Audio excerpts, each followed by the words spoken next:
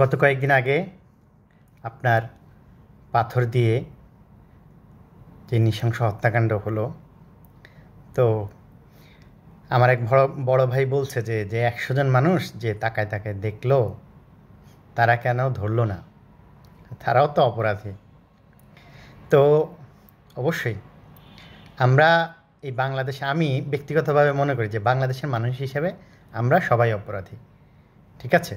কারণ এটা আমাদের সোসাইটি, আমাদের দেশ, আমাদের সমাজ আমরা ঠিক করতে পারি নাই, আমাদের দেশ আমরা ঠিক করতে পারি নাই, আমাদের দেশে মানুষের জীবনের কোনো মূল্য নাই, এটার জন্য আমরা সবাই দায়ী। তবে একটা জিনিস এখানে ব্যাখ্যা করি, এটা অনেকে অনেক সময় বলে রাখে যে সাংবাদিকরা দেখে মারতে, ধরে না কেন? তো ধরে না বা করে না, এটা খুব ভুল চিন্তা। বাংলাদেশে রাস্তাঘাটে যখন কারোর সাথে মনে করেন যে কোনো একটা বিষয় নিয়ে তর্ক বিতর্ক হয় বা কেউ মারামারি করতে যায়, তখন কিন্তু মানুষ জড়ো হয় এবং বোঝানোর চেষ্টা করে, থামানোর চেষ্টা করে, কিন্তু করে না, এটা কিন্তু ভুল চিন্তা। কিন্তু সমস্যা হলো যে যখন মনে করেন যে মারামারিটা এমন একটা পর্যায়ে চলে যায়, মনে করেন যে কেউ চাপাতি নিয়ে আসছে বা বন্দুক নিয়ে আসছে, হ্যাঁ, বা মনে করেন এরকম পাথর নিয়ে আসছে, হ্যাঁ, বা যারা মারামারি করছে যে ওদেরকে আপনি থামাইতে গেলে ওদের থামবে না, উল্টা হচ্ছে যে হ্যাঁ আপনি আঘাতপ্রাপ্ত হবেন। এটা তো সত্য যে আপনি আঘাতপ্রাপ্ত হওয়ার সম্ভাবনা আছে। এবং এবং যেটা আমরা দেখেছি যে অনেক সময় যে দেখা যায় দুই পক্ষ মারামারি করে, তৃতীয় পক্ষ ঢুকলে সেখানে তৃতীয় পক্ষ আঘাতপ্রাপ্ত হয়, অথবা কোনোভাবে তৃতীয় পক্ষের দোষ হয়, অথবা তৃতীয় পক্ষ ওই মারামারির সাথে জড়ায়া যায় আলটিমেটলি।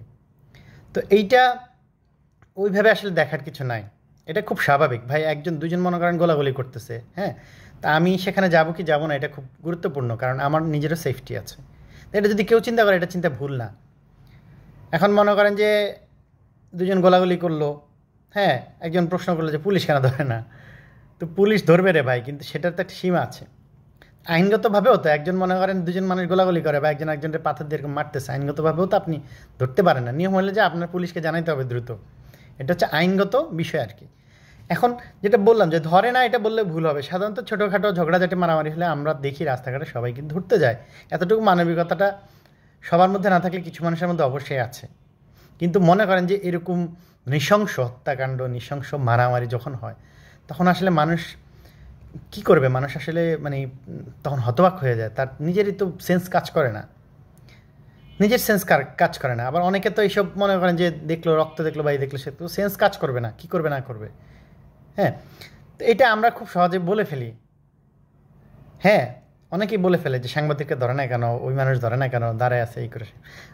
তো এটা আমাদের বোঝাটা জরুরি। আমরা অবশ্যই ধরবো ছোটোখাটো কিছু হইলে, কিন্তু অনেক বড় নৃশংস একটা হত্যাকাণ্ড কিছু হইলে সেখানে কিন্তু মানুষ আসলে হাত দিতে পারে না। কীভাবে হাত দিতে পারবে? আপনি যে মনে করেন ধরতে গেলেন, হ্যাঁ, হয়ে গেলেন আপনি খুনি, সেটার তো ইস্যু আছে, বা অন্যরা আপনাকে ভুলও তো বুঝতে পারে। তো এটা, হ্যাঁ, এখন দায়িত্ব আরেকটা হচ্ছে যে মনে করেন 10-20 জন লোক মারামারি করে, সেখানে এক দুজন গিয়ে তো থামাইতে পারে না, হ্যাঁ।